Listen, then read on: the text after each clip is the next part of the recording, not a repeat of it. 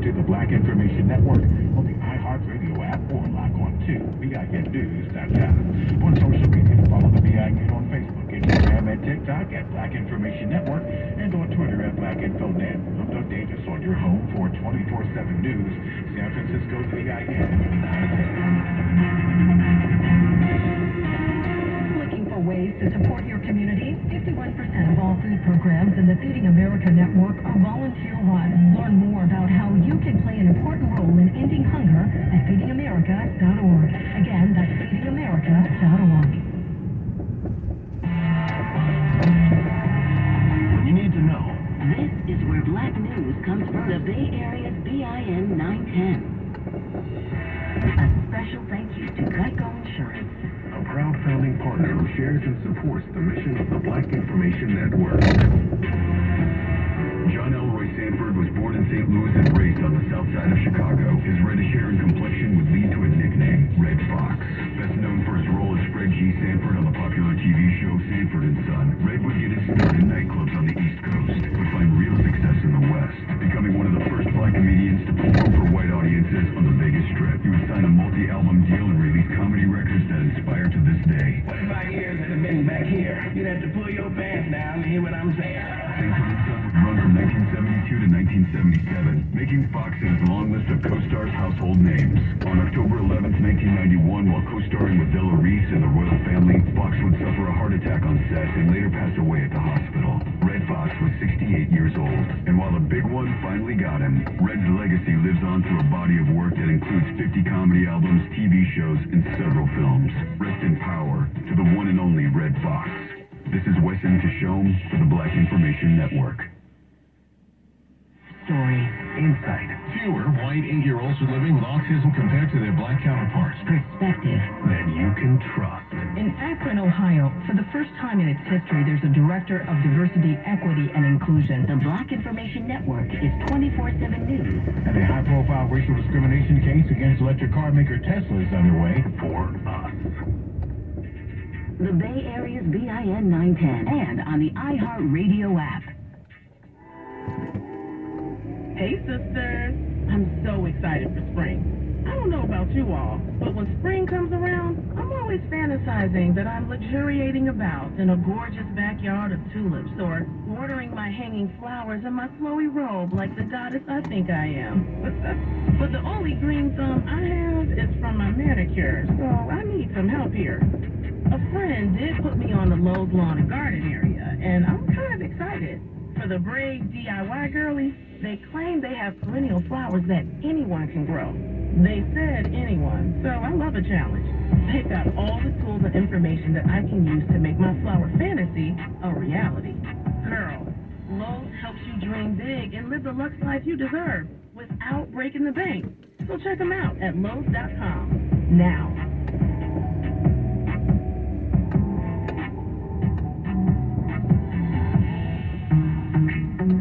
Special thank you to Sony, A proud founding partner who shares and supports the mission of the Black Information Network. Hello, I'm Vanessa Tyler, and this is Geico's Generational Storytime on the Black Information Network. How has the nature of our work and careers changed over the past few decades?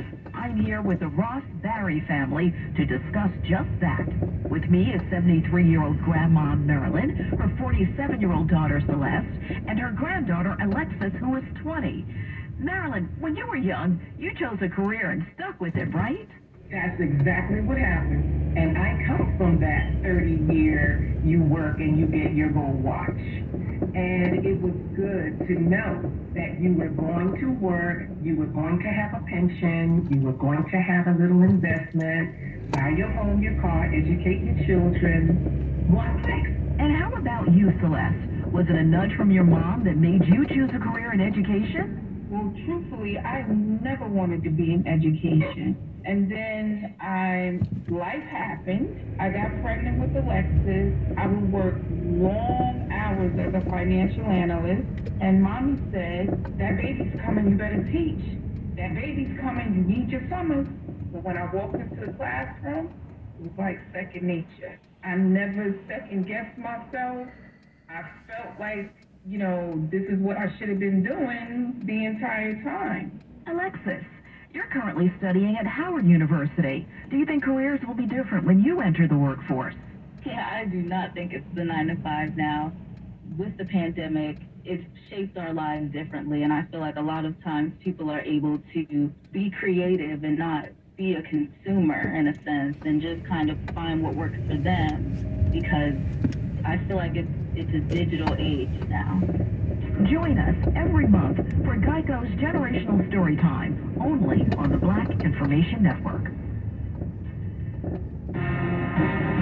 I'm Esther Dillard, and here's the latest from the Black Information Network.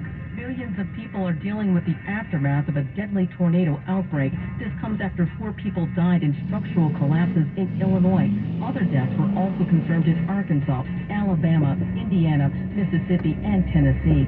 One of the hardest hit cities was Little Rock, Arkansas, where 40% of the residents are African American. The National Weather Service says the tornado that hit Little Rock was a high-end EF3. That means winds were somewhere around 165 miles per hour.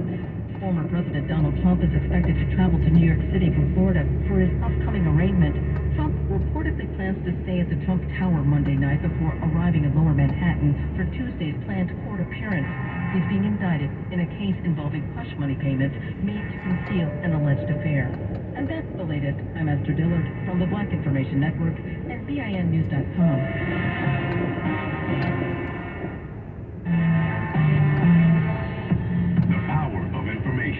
Black news here and now. The Bay Area's BIN 910. Sports on the Black Information Network.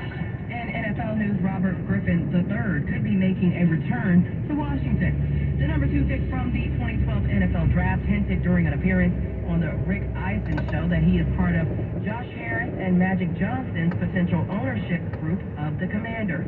Griffin said he had conversations with the proposed ownership group, and he is head over heels excited about the process.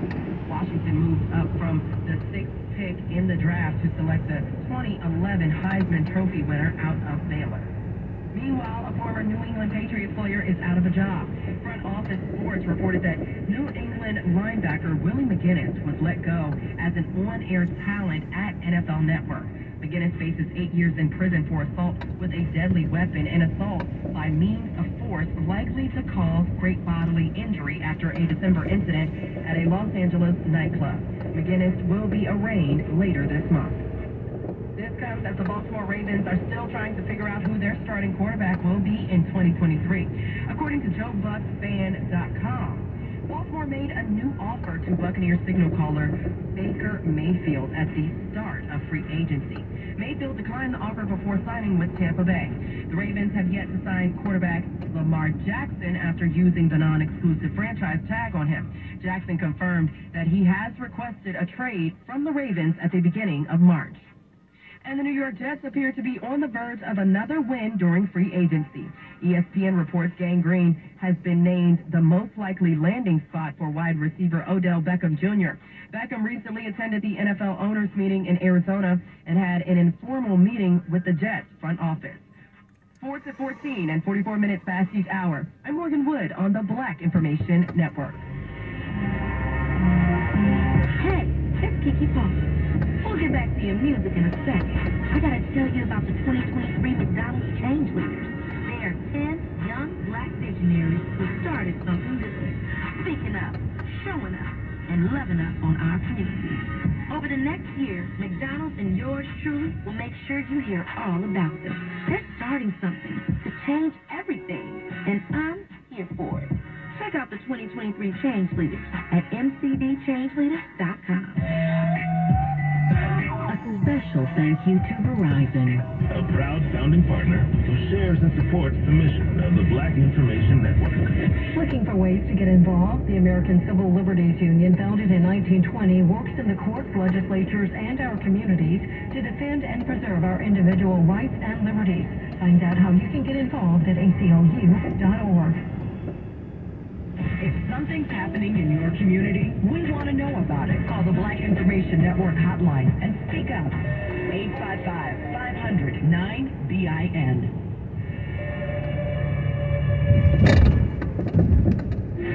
entertainment news on the Black Information Network. We have an update in the attack against rapper Tekashi 6ix9ine. According to TMZ, the Palm Beach, Florida Sheriff's Office has announced that multiple arrests have been made after the rapper was attacked at a Florida gym. He sustained injuries severe enough to be rushed to the hospital.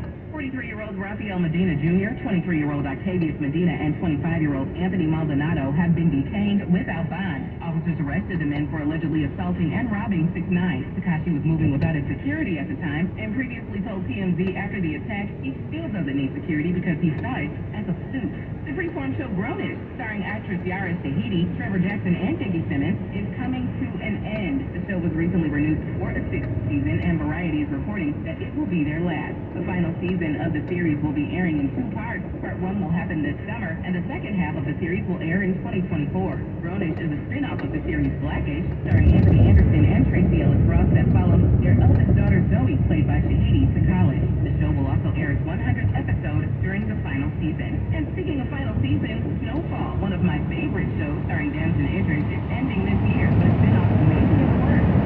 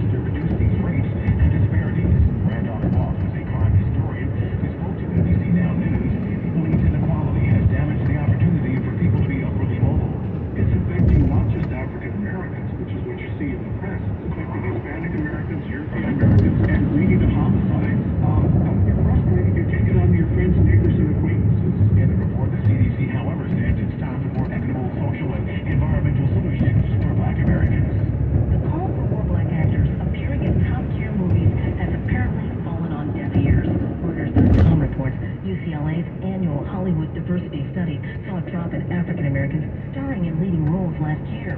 The percentage fell nearly 6 points from 2019 before the pandemic began. Hollywood studio executives responded by saying that the industry is focusing on more familiar storylines due to the, quote, uncertainty of the industry that occurred during the pandemic. There's a silver lining. Top movies streamed saw more black actors in leading roles. And finally, with all the talk around reparations, the Wall Street Journal reports the U.S. Census Bureau could possibly ask Americans if they're direct descendants of enslaved Africans on their next survey. Some black Americans have argued that there needs to be more definitive questions around the race, particularly since there's been an uptick of African immigrants living in the U.S. Duke University researchers conducted a study that found black descendants of slaves in the U.S. struggle to achieve with education and, of course, wealth. I'm Doug Davis, along with Esther Dillard, on your home for 24/7 News, the Black Information Network.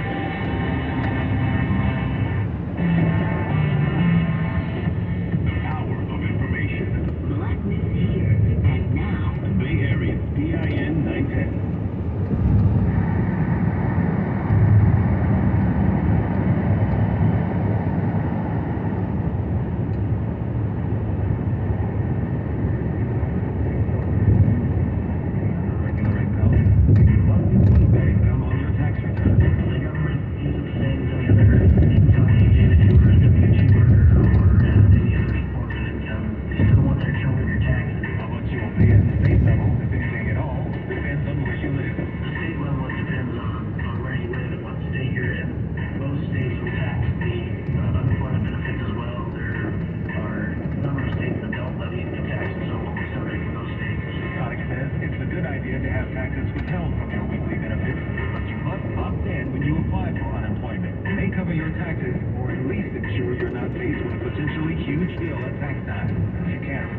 Tax due,